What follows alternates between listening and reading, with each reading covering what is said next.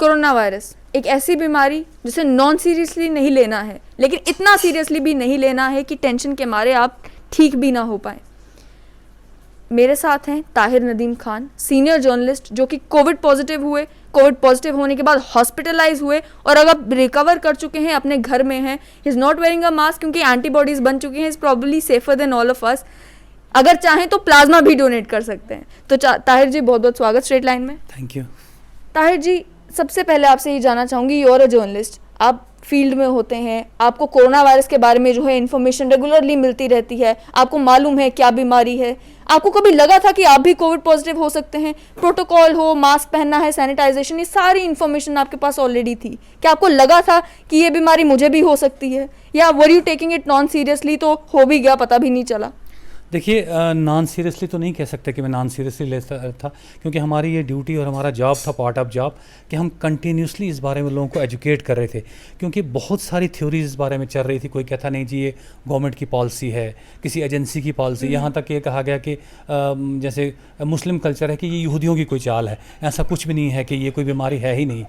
तो ये बिल्कुल ये कहें कि नॉन सीरियस तो नहीं था, लेकिन कहीं ना कहीं अप्रीहेंशन ये ज़रूर थी शुरू से, कि हम इतना ज़्यादा एक्सपोज थे इस चीज़ के लिए, हमें हर जगह जाना पड़ता था टू परफॉर्म और प्रोफेशनल ड्यूटीज़। हमें ये लगता था कि शायद हम वल्नरेबल हैं ज़्यादा, कहीं ना कहीं हो सकता है। लेकिन ये मैं ज़रूर कहूँगा, हम मास्क पहनते थे, सैनिटाइज़र बहुत ज़्यादा यूज़ करते थे हम, लेकिन फिर भी कहीं ना कहीं चूक हुई है। तभी तो मैं पॉजिटिव हुआ, और साथ में जो मेरा कैमरा मैन था साहिर हुसैन, वो भी दोनों हम पॉजिटिव डिक्लेयर हुए 10 सितंबर को। तो उस वक्त पहले भी एक दफ़ा ऐसा हुआ था कि एक सीआरपीएफ का फंक्शन था, जो सीआरपीएफ की सीईओ वहाँ पर थी, वहाँ पे हम प्लांटेशन ड्राइव था उनका, वो चल रहा था, वो हमने कवर किया। उसने मुझे हाथ में फ़ोन भी अपना दिया अपने सीईओ से, दूसरे सीईओ से बात करवाने के लिए। उसके बाद हमें इमीडिएटली कहा गया, उसी दिन वो पॉजिटिव आई, वो जो सीआरपीएफ की सीईओ थी वहाँ पे। उसके बाद हमें भी टेस्ट करना पड़ा। तब हमने बड़ा लाइटली लिया पहली दफ़ा, क्योंकि हमने तब भी अपने आप को आइसोलेट किया, क्योंकि तब रैपिड एंटीजन टेस्ट नहीं होते थे। उस वक्त तो दूसरा टेस्ट था जिसमें 3-4 दिन का वक्फा लगता था। तब हमने सबने टेस्ट करवाया, हमने फुली कोऑपरेट किया, टेस्ट करवाया और जाके आइसोलेट हो गए जब तक टेस्ट की रिपोर्ट ना आई। तब शायद हम उतने सीरियस नहीं थे, लेकिन प्रिकॉशंस को लेके हम ज़रूर सीरियस थे। मैं साथ में ये भी कहूँ, कहीं ना कहीं चूक ज़रूर हुई हमसे, जिसकी वजह से पॉजिटिव हुआ। और शायद ये बदकिस्मती मेरी ये थी कि थोड़ा मैं ज़्यादा इन्फेक्टेड हुआ और मुझे यहाँ पे शिफ्ट करना इमरजेंसी में पड़ा, क्योंकि जब वहाँ पे मेरा एक्सरे लिया गया तो उसमें ये पाया गया कि मेरा निमोनिया। आप उस समय कहाँ पर थे? क्या, कैसे आपको मालूम चला कि मैं कोविड पॉजिटिव हो सकता हूँ? कब आपने टेस्ट करवाया और कब आप पॉजिटिव आए? जब पहली दफ़ा मुझे फील हुआ कि कहीं फीवर और मुझे बॉडी में ये चेंजेस लगी, मुझे धक्के लग रहे हैं खामखा चलते थे, उस दिन भी मैं जो रैट के जो वहाँ पे टेस्ट हो रहे थे, जो मैन हब है वहाँ पे, जैसे चौगान या शेरी बाज़ार कहते हैं भद्रवा का, वहाँ पे लोगों को बुलाया गया था फर्स्ट टाइम, और सबको वो टेस्ट करवाए जा रहे थे ताकि पता चले कि कितने लोग पॉजिटिव हैं। तो हम उसी को स्टोरी को कवर करते थे। कवर करते करते मैं अपनी गाड़ी में आया, मुझे कुछ फील हुआ कि मेरे अंदर कुछ चेंजेस आ रही हैं। चेंजेस इन द सेंस कि मुझे जैसे अपना सर घूमने सा फील होने लगा। और उसके बाद जब मैं बाहर निकला तो अचानक से मेरे कदम डगमगाने लगे, धक्के लगने लगे। मुझे लगा कुछ गड़बड़ हुई है, और बाद में फीवर भी आ गया। तो मुझे लग गया, जब मैंने कुछ अपने फ्रेंड्स थे जो थोड़ा इससे अवेयर थे, जिनको पता था कि इसके सिम्टम्स क्या होते हैं, उन्होंने कहा कि शायद ये वो हो सकता है, इसलिए आप थोड़ा आइसोलेट हो जाइए। ये थर्सडे 10 सितंबर की बात है। मैं आइसोलेट हुआ, और 2 दिन कैमरामैन जो आपके साथ थे, क्या उन्हें कोई सिम्टम्स आए या उन्हें कोई सिम्टम नहीं आए? लेकिन क्या आपने उन्हें भी कहा कि आप भी आइसोलेट हो जाएं? नहीं, उनको तो नहीं कहा मैंने आइसोलेट हो जाएं, लेकिन मैं खुद से आइसोलेट हुआ। उस वक्त उनको सिम्टम नहीं थे, जो मेरा कैमरामैन था उसको सिम्टम नहीं थे। और जब मैं आइसोलेट हुआ, आइसोलेट होने के बाद मैंने जो प्रिस्क्राइब करते हैं दवाइयाँ, वो लेना शुरू कर दी इमीडिएटली। 2 दिन के बाद हमारे ही मोहल्ले में टेस्ट हो रहे थे, रैपिड एंटीजन टेस्ट, तो मैं उसके लिए गया, तो वहाँ पर मेरा जो पॉजिटिव आया। जब टेस्ट पॉजिटिव आया, वो पहला थॉट आपके माइंड में क्या आया? क्या फैमिली को लेकर चिंता थी कि मैं पॉजिटिव आया हूँ, उनमें से कोई पॉजिटिव नहीं होना चाहिए? क्या चिंता थी माइंड में कि अब कोविड पॉजिटिव हो चुका हूँ, इन्फॉर्मेशन आपके पास ऑलरेडी थी कि ये बीमारी क्या है, तो माइंड में क्या चला उस समय? बिल्कुल, सबसे मुझे ज़्यादा जो थी, मदर है मेरी, वो 65+ एज है उनकी, तो मैं घबरा गया था कहीं, क्योंकि मेरे साथ हम जो फैमिली है हमारी, बड़ी छोटी सी फैमिली है, साथ में ही होते हैं। और जब मुझे पहले दिन फीवर था और थोड़ा बैक पेन होने लगी, तो उन्होंने मुझे तेल भी लगाया था, कमर में तेल लगाया था, वो मुझे डर लगने लगा। जब मुझे पॉजिटिव आया तो सबसे पहले मुझे ये खटका था अंदर से कि वो कहीं पॉजिटिव ना हो जाएं। लेकिन लकीली जो है उनका टेस्ट फिर कराया गया, क्योंकि इमीडिएट जो मेरे क्लोज कांटेक्ट में मेरी मदर ही थी और बेटा था, उनके टेस्ट करवाए तो वो नेगेटिव हुए। तो फिर मुझे थोड़ा रिलीफ मिला कि नहीं। उसके बाद जो इवेंट्स हुए वो थोड़ा बड़ा ट्रॉमेटिक भी थे मेरे लिए, क्योंकि जब मुझे ये कहा गया कि आपको इमीडिएटली जम्मू शिफ्ट करना पड़ेगा, शायद ऑक्सीजन लेवल आपका कम हो रहा है और आपको निमोनिया है, तो इमीडिएटली मुझे शिफ्ट किया गया और रात को 12 बजे यहाँ पे पहुँचा। उसका मैं थोड़ा सा ये बताऊंगा कि हाँ, वो प्रोसेस किस तरह से गुजरा, क्या फैसिलिटीज प्रॉपर आपको मिली, भद्रवाह से लेकर जम्मू तक का वो सफ़र कैसा गुजरा? भद्रवाह से लेकर जम्मू तक मेरा बड़ा स्मूथ रहा। मुझे ऑक्सीजन भी वहाँ पे प्रोवाइड की गई, हालांकि उस वक्त मुझे ज़रूरत नहीं फील हो रही थी। और भद्रवाह में मुझे इमीडिएटली जो वहाँ के डिस्ट्रिक्ट डेवलपमेंट कमिश्नर है वो मेरे घर पे आए। जब उनको पता चला कि मैं पॉजिटिव हूँ, वो घर पे आए और उन्होंने मुझसे पूछा कि आपके पास क्या डॉक्टर्स आते हैं, आपके पास क्या, उन्होंने ऑक्सीमीटर दिया है। मैंने कहा ऑक्सीमीटर तो नहीं मिला। इमीडिएटली 5 मिनट के अंदर मेरे पास ऑक्सीमीटर पहुंच गया। ऑक्सीमीटर मैंने यूज़ करना शुरू कर दिया और तब मेरा जो ऑक्सीजन लेवल था, ब्लड ऑक्सीजन लेवल, वो 95+ ही था, तो उतना नहीं डरा मैं। लेकिन जब एक्सरे के बाद उन्होंने कहा कि शिफ्ट करना पड़ेगा, मुझे इमीडिएटली एम्बुलेंस में शिफ्ट किया। एम्बुलेंस उसमें भी कोई ताख़ीर नहीं हुई, वहाँ से मुझे शिफ्ट किया गया। और जब यहाँ पे पहुँचा मुझे, तो यहाँ पे मुझे थोड़ा ट्रॉमेटिक लगा। जब मुझे सीडी हॉस्पिटल में एडमिट तो किया उन्होंने, लेकिन ये नहीं बताया आपको किस वार्ड में जाना है, कहाँ जाना है। मेरा जो यंगर ब्रदर है वो बिना किसी जो गियर है, सेफ्टी गियर के, वो मेरे साथ ढूंढने लगा, वहाँ पे बेड्स ढूंढने लगा कि किस बेड पे रखें। पहले उसने मुझे एक वार्ड में कहा यहाँ पे लेटने के लिए, मैं वहाँ पे लेट गया, एक बेड खाली मिला। उसके बाद उसको लगा कि यहाँ पे गर्मी बहुत ज़्यादा है, वो खुद से ढूंढता गया कमरे। रात के 12 बजे सब पेशेंट सोए थे। उसे फिर वार्ड नंबर 8 में दिखा कि वहाँ पे एसी लगे हुए हैं। वो फिर दोबारा से आया वापस और मुझे उसने वहाँ पे शिफ्ट किया कि आप वहाँ पे आ जाओ। उसके बाद जो मैं कहूँगा कि 36 आवर वो मेरी लाइफ के सबसे ट्रॉमेटिक थे। वो इसलिए कि पहले 36 घंटे में मेरा ट्रीटमेंट ही स्टार्ट नहीं होता है। अच्छा, बिल्कुल कोई ट्रीटमेंट स्टार्ट नहीं होता है। हालांकि एक टेस्ट उन्होंने लिया था मेरा उस वक्त नेक्स्ट डे, लेकिन एक जब पेशेंट आता है, मैं ये ज़रूर उनको कहूँगा कि जो मेडिकल फैटर्निटी है कि उसके लिए बड़ा ट्रॉमेटिक है कि उसको एक 200 किलोमीटर से शिफ्ट किया जा रहा है और उसे ये कहा जाता है कि आप की हालत बिगड़ सकती है, आपका ऑक्सीजन लेवल कम हो सकता है। और जब आप हॉस्टल में पहुँचते हो, इतने बड़े हॉस्टल में, इस उम्मीद से कि यहाँ पर अब मेरा स्पेशलाइज्ड ट्रीटमेंट होगा, मैं अब सेफ़र हैंड्स में हूँ, वहाँ पे अगर आपका 36 घंटे तक आपका ट्रीटमेंट ही स्टार्ट नहीं होता, आपके पास कोई डॉक्टर नहीं आता है, तो वो जो 36 घंटे मुझे लगता है कि अब तक की लाइफ में मेरे लिए सबसे ज़्यादा ट्रॉमेटिक थे। और मैं ये नहीं कह रहा हूँ कि इस वक्त मैं जो है द स्ट्रेट लाइन से बात कर रहा हूँ। जुनेद हाशमी साहब जो हैं, जिस तरह से उनको पता चला कि मैं हूँ, उन्होंने मुझे फ़ोन किया। उसके बाद उन्होंने इमीडिएटली जो है अपने चैनल्स के जो अपना जो है उनको बात करना शुरू कर दी कि एक सीनियर जर्नल, और एक स्टोरी भी की जो मुझे पता चला। मैं खुद तो नहीं देख पाया, लेकिन मुझे बाद में फ़ोन आया कि आप पर एक स्टोरी की गई है कि इतने सीनियर जर्नलिस्ट है, उसका अगर ये हालत है इस वक्त कि उसका हॉस्टल में पहुंचने के बाद आज 1 दिन पूरा हो गया है, 36 घंटे होने वाले हैं, अभी तक उसका लाइन ऑफ ट्रीटमेंट डिसाइड नहीं हुआ है और ट्रीटमेंट हो ही नहीं रहा है। तो उसके बाद से चेंजेस आने लगी। उसके बाद मुझे कंट्रोल रूम जो है हॉस्टल का, जो है कोविड कंट्रोल रूम, वहाँ से फ़ोन आना शुरू हो गए। उसके बाद काफ़ी स्मूथ रहा, जो बात का था उसके बाद स्मूथ रहा, लेकिन वो 36 घंटे बड़े ट्रॉमेटिक थे। मैं यही रिक्वेस्ट करूँगा, रवैया आपने केवल अपने लिए देखा है, जो बाकी भी पेशेंट्स आपके वार्ड में थे उनके साथ भी आपने सेम ही चीज़ देखी? उनके साथ भी, क्योंकि कुछ मेरे बाद भी पेशेंट आए थे, वो भी उस चीज़ का वेट करते रहे कि कब होगा स्टार्ट। लेकिन उसके बाद जो जुनेद ने जो थोड़ा सा उनको ये बताया, क्योंकि शायद उनको भी पहले पता नहीं था कि अंदर वार्ड में क्या होता है, क्योंकि लोगों की एक्सेस नहीं है। लकीली मेरी एक्सेस थी, इनको पता चला और ख़ुद से फ़ोन किया। मैं थोड़ा शाई नेचर का हूँ, शायद मैं किसी को बताता नहीं। मैं पीटीआई में भी, पीटीआई का डिस्ट्रिक्ट कॉरेस्पॉन्डेंट हूँ। मैंने शायद उनको भी अब तक ये पता नहीं है कि मुझे जम्मू शिफ्ट किया गया था, क्योंकि मैं किसी को नहीं बता पाता हूँ कि मैं ये खुद जब उनसे पूछा, उन तक बात पहुँची, तो इन्होंने जब वहाँ जो रजिस्ट्रार थे वो उन CD हॉस्टल के, उनसे जब बात की, तो उसके बाद things started changes for the better.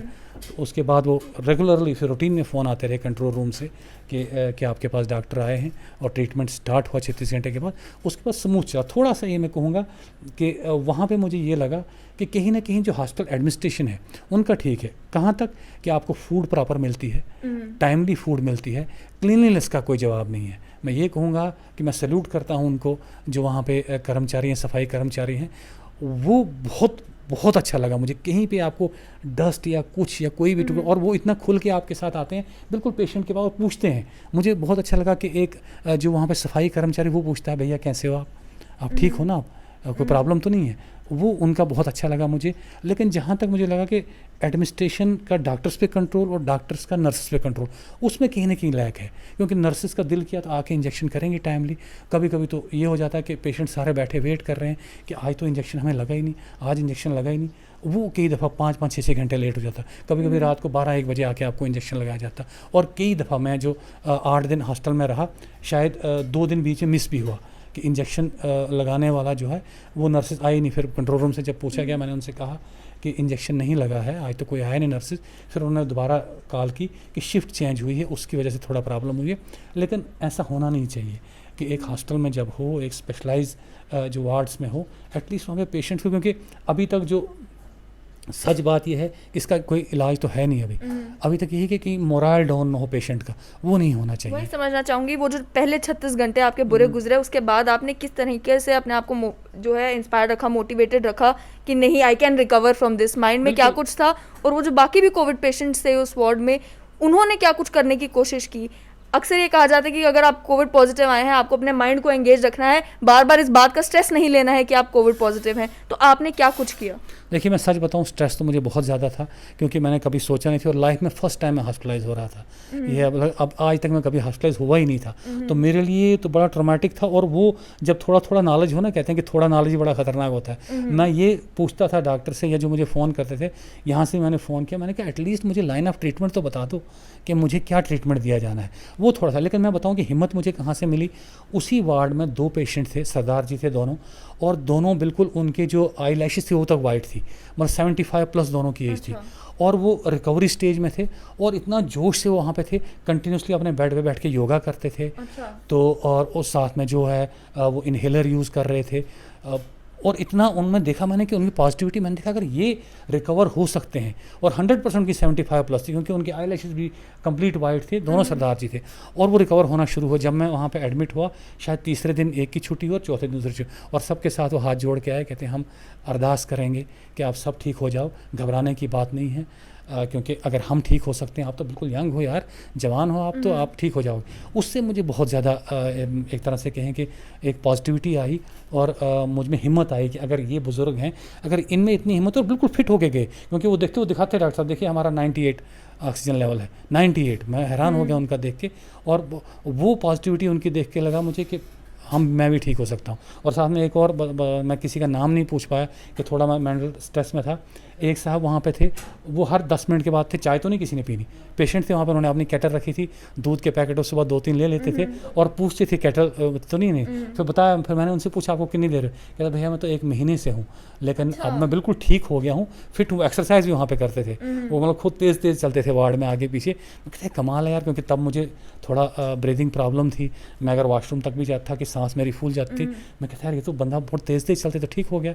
तो वो भी मेरे सामने ही जब वहाँ से चला गया, 2 लेडीज़ भी वहाँ से गई, दोनों ओल्ड एज थी, मिडिल एज तो नहीं, एक मिडिल एज थी थोड़ी, एक शायद 70+ थी उनमें से लेडी, वो भी वहाँ से चली गई। तो उससे मुझे काफ़ी एनकरेज हुआ मैं कि नहीं ये ठीक हो सकता हूँ। और ये सारा जो कहा जाता है कि मेंटल गेम है, कि आपका सही, आप दिमाग सही जगह पे रखिए, पॉजिटिविटी रखिए। मैं सभी से कहूँगा कि पॉजिटिविटी को बरकरार रखिए, कभी भी ये मत सोचिए कि नेगेटिव थॉट्स नहीं आने दें, क्योंकि ये बीमारी जो कहा जाता है, जो मुझे थोड़ा सा बताया गया है कि 10 या 12 दिन में इतनी ही लाइफ है इस वायरस की, उसके बाद ये खुद ब खुद आपकी बॉडी से चला जाएगा या ख़त्म हो जाएगा, आपके अंदर नहीं रहेगा। तो बस वो थोड़े 10-12 दिन आपने कि आप इस बीमारी को अपने ऊपर हावी नहीं होने देना है। क्योंकि मैंने देखा, जब मैंने हावी थोड़ी देर के लिए हुआ था, मैं कंप्लीटली लगता था कि मेरी जिस्म से जान निकलती जा रही है। लेकिन हावी होने देने का क्या मतलब है? यानी कि जब आप किसी को रिकवर होते देखते हैं तो आप में वो जोश और जज्बा आता है कि अगर ये रिकवर हो रहे हैं हम भी हो सकते हैं। वहीं जब आपको ये खबरें देखने को मिलती है, क्योंकि आजकल स्मार्टफोन हर किसी के हाथ में है, आप जब देख रहे हैं कि अच्छा कोविड डेथ्स इतनी हो रही है, कंट्री में इतनी हो रही है, जम्मू कश्मीर में इतनी हो रही है, आज जम्मू डिस्ट्रिक्ट से इतनी हुई है, यहाँ से इतनी हुई है, उस समय माइंड में क्या आता था? बिल्कुल, वो बहुत ट्रॉमेटिक कहें कि वो भी बहुत ट्रॉमेटिक था। और एक तरह से अगर मैं अच्छी तरीके से बात कर रहा हूँ, तो मैंने देखा खुद का भी, मुझे लगता होगा जब मैंने दूसरों के देखे कि ग्लूमी फेसेस हैं उनके, देखे मैंने कि उनके चेहरों पे उदासी छा जाती है। क्योंकि आप जब वार्ड में वहाँ पे एडमिटेड हो, आपके पास एक ही वहाँ पे सोर्स ऑफ इंफॉर्मेशन है या टाइम पास करने के लिए, वो आपका सेल फ़ोन है। और कंटिन्यूसली मैंने देखा कि 90 के 100% जो थोड़ा सा मतलब अपना सेल फ़ोन यूज़ करते हैं, सबके हाथ में सेल फ़ोन है। कॉल कोई नहीं उठाता, मैंने देखा, मैं खुद कॉल अवॉइड करता था, क्योंकि किसी के साथ हिम्मत ही नहीं होती बात करने की, मैं उनको क्या कहूँ, इधर से क्या कहूँ कि मैं किस हाल में हूँ, मैं क्या बताऊँ उनको। तो लेकिन सोशल मीडिया जो है वो यूज़ करते हैं, सब फेसबुक देखते हैं। मैं अपना एक्सपीरियंस बताऊँ, जो ही मैं अपना फेसबुक चेक करता था, पहली 10 पोस्ट वही होती थी, इसकी डेथ हुई, उसकी डेथ हुई, उसकी डेथ। ऐसा लगता था कि जैसे रेस लगी हुई है सब में कि मैं ये ब्रेक करूँगा न्यूज़, ब्रेक क्या करनी, डेथ। उस वक्त आप कम से एटलीस्ट मुझे लगता है कि सबसे ख़तरनाक चीज़ वो है, क्योंकि आदमी इतना डिमोरलाइज उस चीज़ से हो जाता है कि आज भी इतने लोगों की डेथ हुई, 4 लोगों की डेथ हुई छोटे से टाउन में। मैं भद्रवाह की बात बताऊं, उन दिनों हर रोज़ 2-3 डेथें होना शुरू होगी। अब कोविड से नहीं थी, लेकिन हर चीज़ को उसी के साथ जोड़ा जा रहा था कि ये डेथ हुई, उसकी डेथ हुई, उसकी डेथ हुई, तो बंदा घबरा जाता है। अगर आप माना कि आपकी मजबूरी है, साथ में आप ये भी कहिए कि कितने रिकवर हुए, इसके रिकवरी रेट कितना ज़्यादा है, उनके फ़ोटोज़ भी डालिए कि वो रिकवर होकर बिल्कुल खुश खुरम, और अपने उनके एक्सपीरियंस भी आप शेयर कीजिए।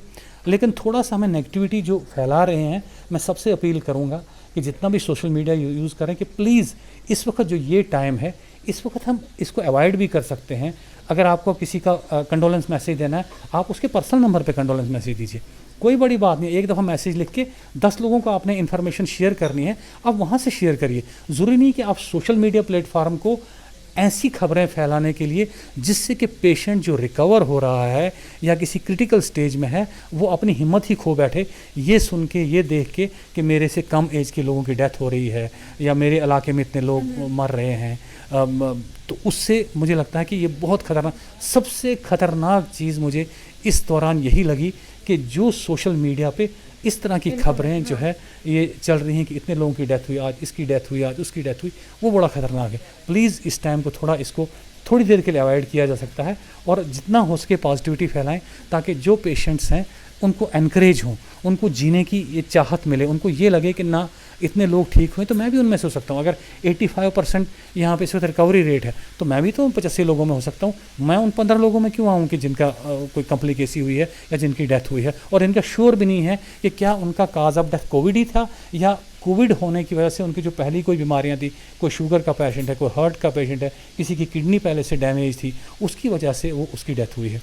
तो ये थोड़ा बहुत अच्छा मुझे लगा। मैं फिर से कहूँगा कि TSL का जुनेद का, मैंने डॉक्टर विनी का इंट्रो देखा अपोलो हॉस्टल की, बहुत अच्छा लगा मुझे। हमें एजुकेट करने की ज़रूरत है, जैसा कि आपने कहा कि एजुकेट भी वो करना है हमें कि लोगों को अवेयर कराना, ना कि डराना है। यहीं पर कई सारी खबरें ये भी चल रही थी कि जो है डॉक्टर्स ठीक काम नहीं कर रहे या फिर ऑक्सीजन की कमी आ रही है। क्या आपने ऐसी कोई भी चीज़ एक्सपीरियंस की अपने समय में कि डॉक्टर्स जो हैं वो प्रॉपर्ली या तो बात नहीं कर रहे, कंसल्ट नहीं कर रहे, या फिर ट्रीट नहीं कर रहे, या फिर ऑक्सीजन की कहीं पर कमी आई हो? क्या इस तरह का कोई भी चीज़ आपने एक्सपीरियंस की अपने समय में जब आप कोविड पॉजिटिव थे? देखिए जी, मैं CD हॉस्टल में था, वार्ड नंबर 8 में था, बेड नंबर 13 पे मैं, लेकिन पूरे वार्ड में वहाँ पे 14 पेशेंट थे, ऑक्सीजन की कमी कभी नहीं हुई। सब जैसे को तो ऑक्सीजन सिलेंडर चेंज करते थे, उस वक्त थोड़ी देर के लिए वो कम हो जाए, लेकिन सब देखते थे कि ऑक्सीजन क्या हुआ। फिर डॉक्टर का पूछा कि नहीं भैया कुछ भी नहीं है, ऑक्सीजन यहाँ पे कोई कमी नहीं है, लेकिन जब सिलेंडर चेंज करते हैं वो 1 मिनट का वक्फा रहता है जब ऑक्सीजन बंद हो जाती है। ऑक्सीजन की कमी नहीं हुई, जो मेरा एक्सपीरियंस था। जो मैं लास्ट फ्राइडे से लेके पिछले फ्राइडे तक वहाँ रहा, मैं 8 दिन मैं कंप्लीट वहाँ पे रहा, मुझे एक भी टाइम ऑक्सीजन की कमी वहाँ पर नहीं लगी। हाँ, डॉक्टर्स का कभी कभी लगता है कि डॉक्टर कुछ, एक तो होता है सेफ डिस्टेंस से भी ज़्यादा डिस्टेंस पे खड़े रहते हैं, उससे थोड़ा ना पेशेंट थोड़ा वो दिमाग, अगर नर्स आके आपको इंजेक्ट कर सकती है, इंजेक्शन लगा सकती हैं, स्वीपर आपके बेड के नीचे से सफाई कर सकता है, पूरा आपका टेबल साफ़ कर सकता है, सारा कुछ आपके वॉशरूम साफ़ कर रहा है, तो इतनी ज़्यादा अगर डॉक्टर्स ने जो सेफ्टी गियर्स लगाए हुए हैं वो इतना ज़्यादा डिस्टेंस का दूर से, वो तो मुझे लगता है वो 2 मीटर नहीं बल्कि 4 मीटर पे खड़े होके वहीं से कहते हैं अपना ऑक्सीमीटर लगा दो, और वहीं से देखते थे ऑक्सीमीटर, हाँ ठीक है। वो थोड़ा मुझे लगा कि जैसे हम बाकी जगहों का सुनते हैं कि कश्मीर में जो है ट्रीटमेंट बड़ा ह्यूमैन तरीके से हो रहा है, वहाँ पर आपका जो है ज़्यादा ध्यान दिया जा रहा है, वो कहीं ना कहीं चीज़ मुझे मिसिंग लगी। प्रिकॉशन लेना बहुत ज़रूरी, क्योंकि वो भी हमारे तरह इंसान है, उनको प्रिकॉशन लेने चाहिए। डॉक्टर्स का जो सेफ़ रहना बहुत ज़रूरी है, लेकिन पेशेंट के तय भी उनकी एक ड्यूटी बनती है कि वो ये फील ना करे कि यार डॉक्टर अगर मुझसे इतना दूर भाग रहा है, इतना ज़्यादा दूर रह रहा है और खाली दूर से ये के देख रहा है और यहाँ से फार्मेलिटी की for the sake of formality वो आके निकल रहा है वहाँ से, तो क्या मुझे सच में कोई इतना ज़्यादा बीमार तो नहीं, मैं बचूंगा भी कि नहीं। तो ये चीज़ बहुत ज़रूरी है। हाँ, बीच में 1-2 क्योंकि जो सेफ्टी गियर्स उसमें पता नहीं चलता है, 1-2 डॉक्टर बीच में ज़रूर आए जिन्होंने भी जुनेद का जिक्र किया, जुनेद हाशमी का, कि वो आपके लिए पूछ रहे थे, वो नज़दीक आके उन्होंने बात की, कोई प्रॉब्लम तो नहीं है। और एक लेडी डॉक्टर भी थी, जब वो आई थी एक ही दफ़ा मैंने मतलब आवाज़ से ही पहचान सकते हैं, क्योंकि सेफ्टी गियर लगे हैं तो वो तो पता नहीं चलता कि कौन है, उनकी आवाज़ से थी। वो बड़ा उन्होंने पूछा कि कोई प्रॉब्लम, कोई किस तरीके से प्रॉब्लम, कोई सफोकेशन आपका जो ब्रेथलेसनेस तो फील नहीं होती है, किस टाइम क्या होता है वो लगा। लेकिन ज़्यादातर मैंने यही देखा कि डॉक्टर्स एक तो राउंड्स कम लगाते हैं, अगर आते भी हैं तो वो थोड़ा ज़्यादा ही, अगर थोड़ा सा वो एक कनेक्शन बनाए पेशेंट के साथ इस टाइम कि उनको हौसला दें कि घबराने की कोई ज़रूरत नहीं है, हम आपके साथ हैं, ये ट्रीटेबल है, ये दवाई ले रहे हो, ठीक हो जाते हैं लोग, तो उससे थोड़ा ज़्यादा बेटर हो सकता है हमारा जो सिस्टम। जब आपका टेस्ट नेगेटिव आया तब आपके माइंड से कितना बड़ा लोड जो है वो उतर गया कि यार अब तो मैं नेगेटिव आ गया, और जब आप घर पहुंचे क्या रिलीफ था माइंड में कि कम से कम मेरे घर वाले जो हैं इस समय ठीक रहे, उनमें से किसी को सिम्टम नहीं आए, वो सारे ठीक हैं, और अब मैं भी जो हूँ नेगेटिव आ चुका हूँ, घर जा रहा हूँ।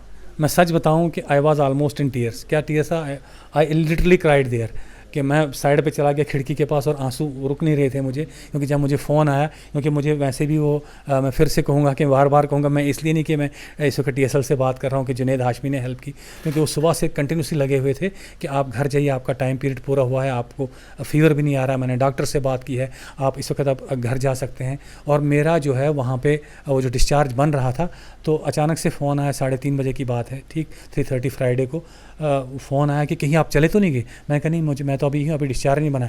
ओके, थैंक गॉड आप गए नहीं, डॉक्टर थी वो कोई, उन्होंने कहा आपका टेस्ट नेगेटिव आया है, अब हम आपका प्रॉपर जो डिस्चार्ज बनाएंगे विद नेगेटिव।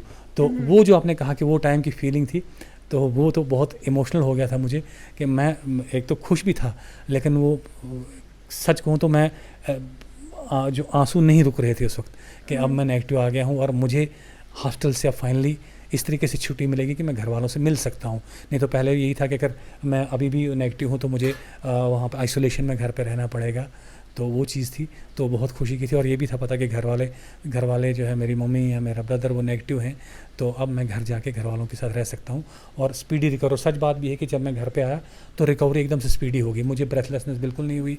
उसके बाद एकदम से मेरा ऑक्सीजन लेवल नॉर्मल हो गया, क्योंकि घर का माहौल रहता है वहाँ पर। कहीं ना कहीं मैंने कहा ना कि थोड़ा अगर नॉलेज हो कि ये भी लगता है कि यार यहाँ पे वायरल लोड बहुत होगा, कितने सारे पेशेंट के रोज़ नए पेशेंट्स आ रहे हैं, तो वो साथ में आपके बैठते हैं, आपको लगता है कि यार मुझे 4 दिन से बुखार नहीं है, अब दूसरा पेशेंट मेरे साथ आके आ गया है, तो वो, लेकिन वो कन्फ्यूजन भी आपके उस चैनल से मुझे क्लियर हुआ जब डॉक्टर विनी से बात हुई। उन्होंने कहा कि जब वायरस आपके अंदर ख़त्म हो चुका है तो उससे उतना फ़र्क नहीं पड़ता कि आपका वायरल लोड कम है ज़्यादा है, वायरस से अंदर कम भी उतना ही आपको डैमेज कर सकता है, और अगर ज़्यादा वायरस लोड है और आपके अंदर इतनी आपकी जो है इम्यूनिटी है तो वो आपको उतना नुकसान नहीं पहुँच, वो कन्फ्यूजन भी क्लियर। इसीलिए मैं कहता हूँ कि इस टाइम बड़ा इंपॉर्टेंट है जो TSL ने एक मुहिम चलाई है कि डॉक्टर से कंटिन्यूसली बात कर रहे हैं, उनके साथ इंटरव्यूज़ कर रहे हैं, लोगों को एजुकेट कर रहे हैं। इस वक्त लोगों को एजुकेट करना बहुत ज़्यादा इंपॉर्टेंट है, क्योंकि अभी भी हमारी 80% जो पॉपुलेशन है वो ऐसे एरियाज़ में रहती है या जो अभी भी अवेयर नहीं है,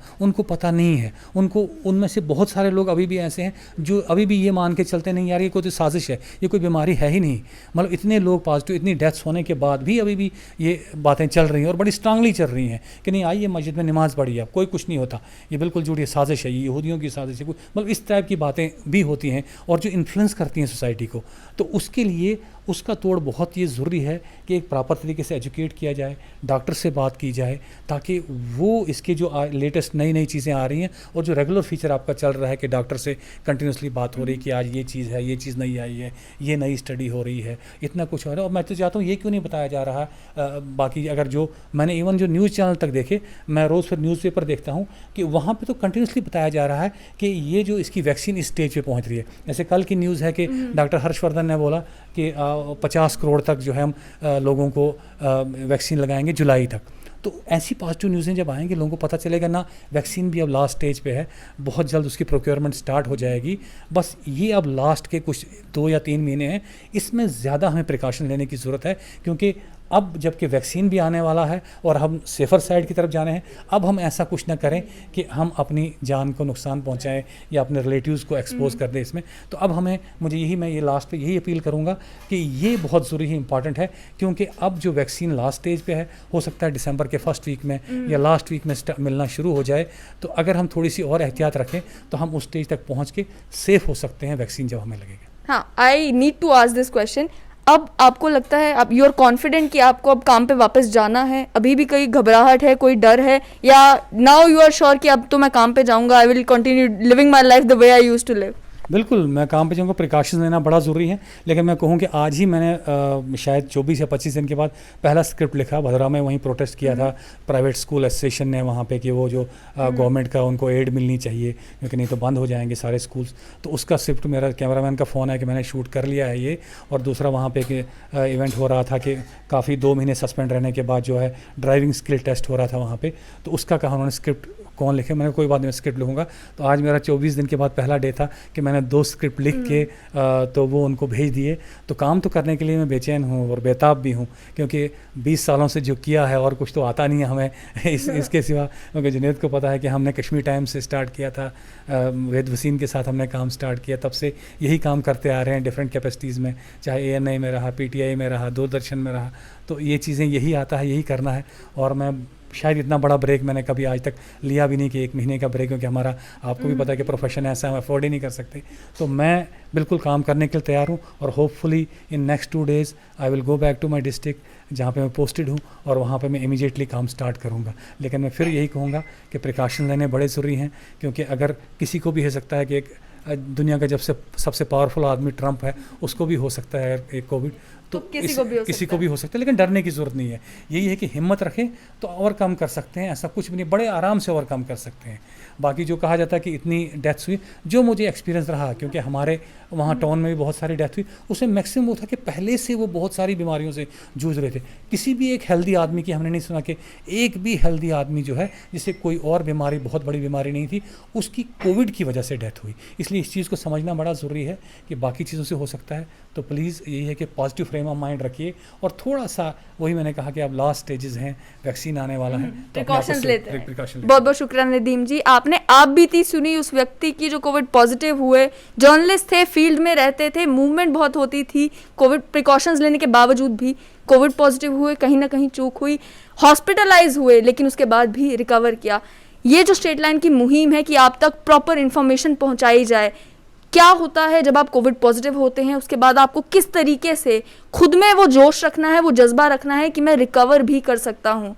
जिन लोगों की कोविड डेथ्स भी हो रही है, इन्होंने कहा कि कई सारे वो लोग हैं जिनको बहुत सारी परेशानियां हैं, इसके चलते कई लोग अगर कोविड पॉजिटिव होते हैं तो वो गिनना शुरू कर देते हैं, अरे यार ये बीमारी मुझे 5 साल पहले थी, ये भी कोई काउंट कर सकती है, हो सकता है इसकी वजह से मेरी इम्यूनिटी कॉम्प्रोमाइज हो जाए। तो इतनी फिक्र करने की ज़रूरत नहीं है। अगर आप प्रिकॉशंस लेते हैं, कोशिश करें कि आपको कोविड हो ही ना, लेकिन अगर आपको कोविड हो भी जाता है तब भी मेजॉरिटी लोग जो हैं वो रिकवर कर रहे हैं। ऑल ओवर द वर्ल्ड भी अगर आप देखेंगे, डेथ रेट से ज़्यादा रिकवरी रेट है। कई सारे लोग जो हैं, जो बुजुर्ग भी हैं, ज़्यादा बीमार भी रहते थे, कोई कॉम्प्लिकेशंस भी थी, लेकिन उसके बावजूद भी कोविड हुआ, रिकवर होकर अपने घर वापस चले गए।